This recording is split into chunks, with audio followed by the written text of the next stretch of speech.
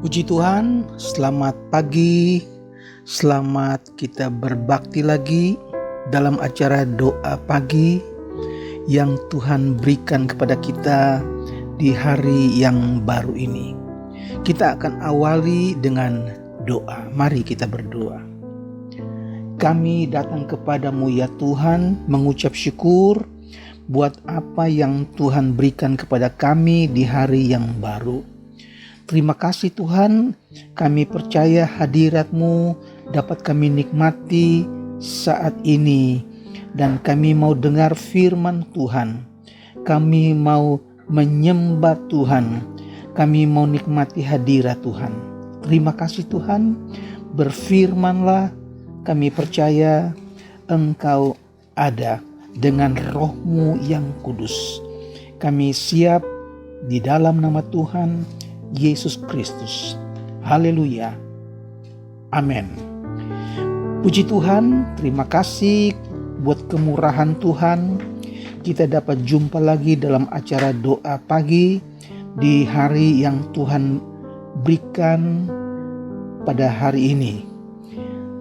Tema yang diambil hari ini adalah bertekun dalam iman. Bertekun berarti sungguh-sungguh, teguh. Jadi bertekun berarti kita harus mempunyai iman yang sungguh. Kita harus mempunyai iman yang teguh. Ayat pokok Kisah Rasul 14 ayat 22. Paulus dan Barnabas memberitakan Injil di kota itu dan memperoleh banyak murid. Lalu kembalilah mereka ke Listra, Ikonium dan Antiokhia. Di tempat itu mereka menguatkan hati murid-murid itu dan menasihati mereka supaya mereka bertekun dalam iman dan mengatakan bahwa untuk masuk ke dalam kerajaan Allah kita harus mengalami banyak sengsara. Saudara-saudara, sebelumnya dalam ayat 19, Rasul Paulus dilempari dengan batu oleh orang-orang Yahudi. Ayat 19, tetapi datanglah orang-orang Yahudi dari Antiokhia dan Ikonium. Mereka membujuk orang banyak itu memihak mereka. Lalu mereka melempari Paulus dengan batu dan menyeretnya keluar kota, karena mereka menyangka bahwa ia telah mati. Ayat 20, akan tetapi ketika murid-murid itu berdiri mengelilingi dia, bangkitlah Paulus lalu masuk ke dalam kota. Keesokan harinya berangkatlah ia bersama-sama dengan mereka ke Derbe. Itu sebabnya Paulus menasihati kepada mereka yang baru percaya supaya bertekun di dalam iman. Karena salah satu syarat kita bisa masuk dalam kerajaan sorga, yaitu ketika kita mempunyai iman yang teguh kepada Allah. Ibrani pasal 11 ayat 6 katakan, tanpa iman tidak mungkin orang berkenan kepada Allah. Pengalaman orang-orang di Tesalonika ketika Paulus merasa bangga karena mereka yang baru percaya, tapi mereka menerima firman itu dengan sukacita dan mereka menjadi teladan untuk semua orang percaya di Makedonia dan Akhaya.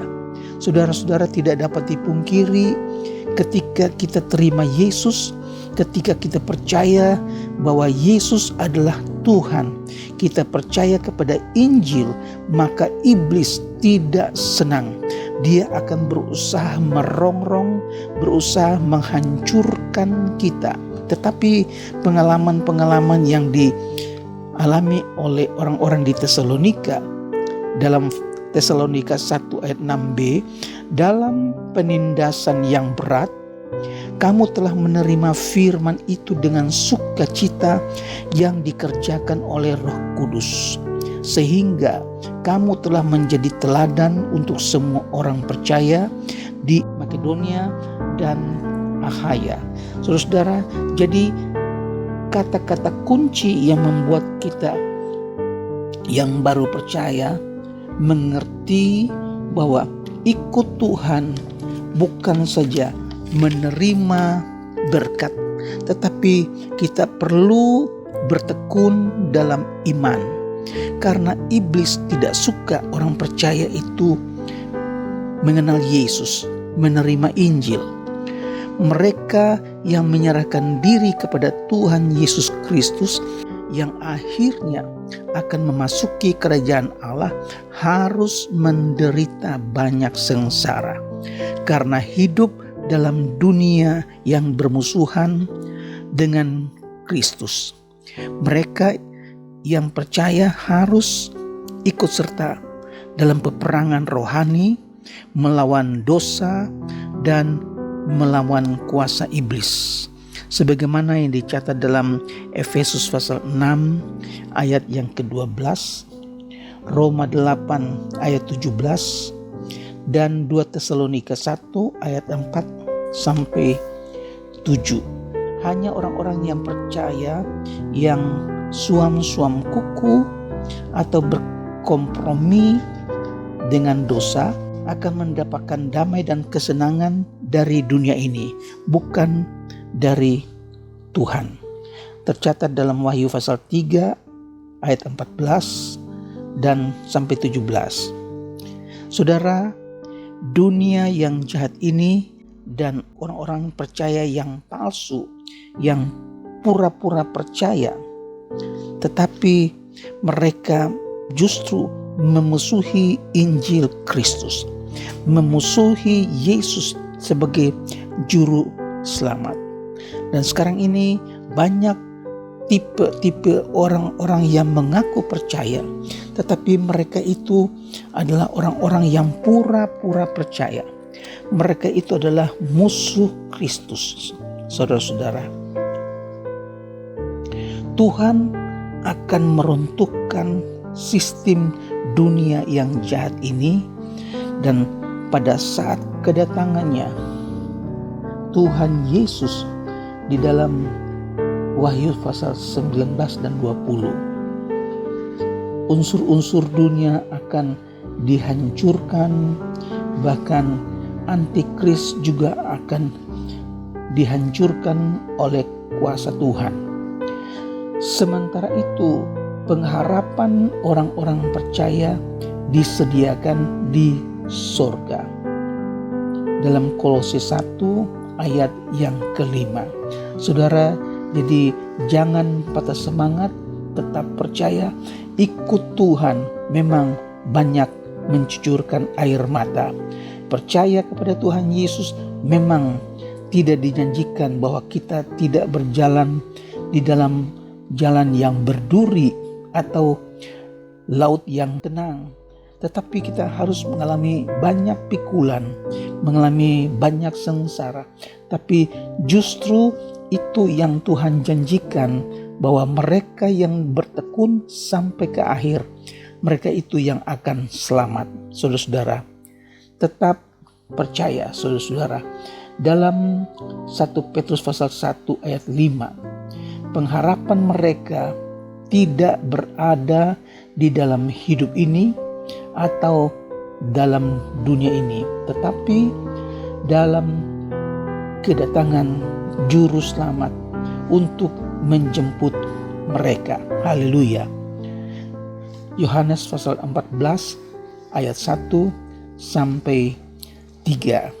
Puji Tuhan, jadi pengharapan kita sebagai orang-orang percaya bukan di dunia ini, tetapi pengharapan kita adalah sorga di seberang sana. Jadi peliharalah imanmu dengan sungguh-sungguh. Tetaplah bersukacita di dalam firman Tuhan. Tuhan kiranya tolong kita, Tuhan pelihara kita, dan tidak lama lagi Yesus yang katakan Dia akan datang kembali. Dia sudah sediakan tempat di sorga. Supaya tempat di mana dia ada, di situ juga kita ada. Haleluya saudara. Di sana tidak ada lagi penderitaan, di sana tidak ada lagi air mata, semuanya itu akan lalu. Kesusahan itu akan lalu. Kita akan tinggal di dunia yang baru, senang sampai selama-lamanya. Untuk itu, tetaplah bertekun di dalam iman kepada Tuhan Yesus. Tuhan kiranya menyertai saudara, Tuhan kiranya memberkati saudara, dan Tuhan akan menjaga saudara. Haleluya.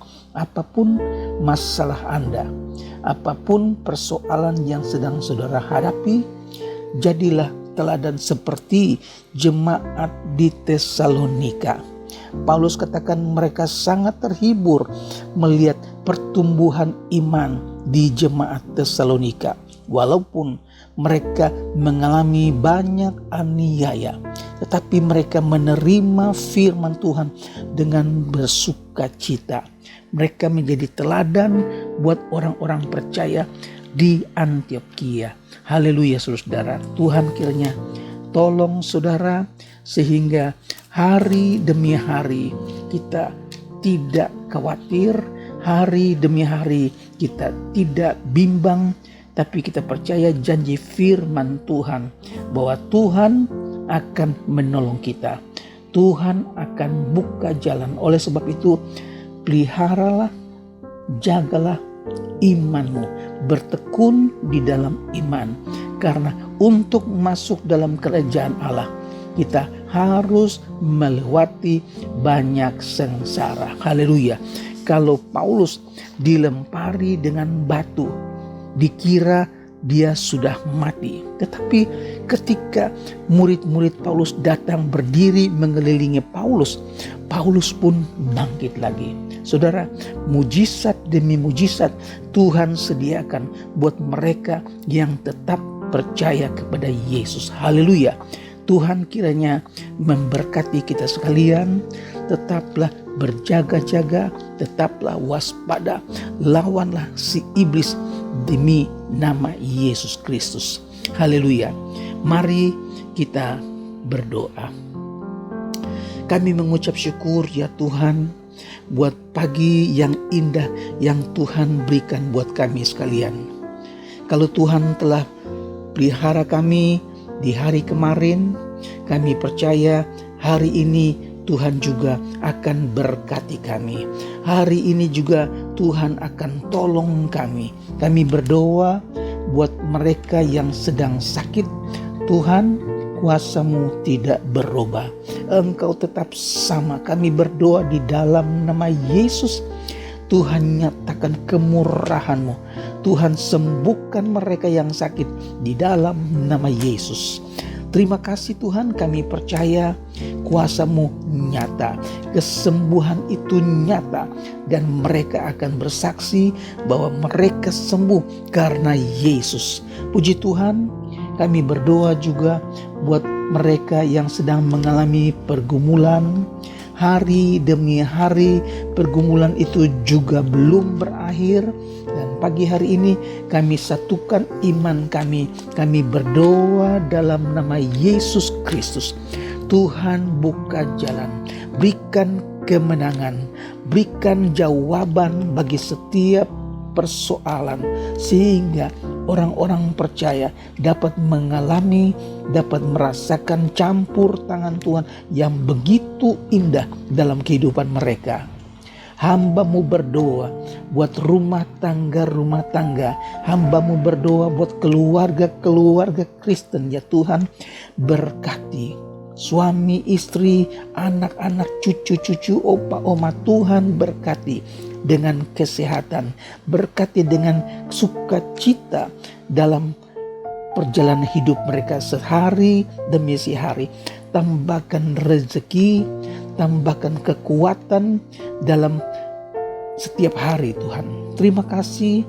Kami berdoa juga Tuhan buat mereka yang dalam keadaan lemah. Mungkin mereka bimbang karena belum merasakan jawaban dari doa-doa mereka. Kami berdoa Tuhan, Engkau berkemurahan supaya mereka tetap tekun, mereka tetap percaya jawaban Tuhan itu pasti, pertolongan Tuhan itu pasti. Oleh sebab itu, pelihara, jaga kami, bentengi kami ya Tuhan. Jangan sampai iblis mencuri firman yang kami terima daripadamu. Jangan sampai iman kami menjadi lemah karena kesusahan. Jangan sampai iman kami menjadi goyah karena percobaan. Tapi berikan kami kemenangan ya Tuhan, supaya hari lewat hari kami menikmati kemurahan Tuhan. Terpujilah namamu Tuhan Yesus. Kami awali hari yang baru ini dengan mengucap syukur, dan kami percaya Tuhan akan membimbing kami, Tuhan akan menolong kami, Tuhan akan berkati kami di hari yang baru. Kami serahkan sepanjang hari ini ke dalam nama Tuhan Yesus Kristus. Haleluya. Amin. Puji Tuhan, Tuhan berkati, selamat beraktivitas. Sampai jumpa lagi di besok hari di acara yang sama. Haleluya, Tuhan memberkati.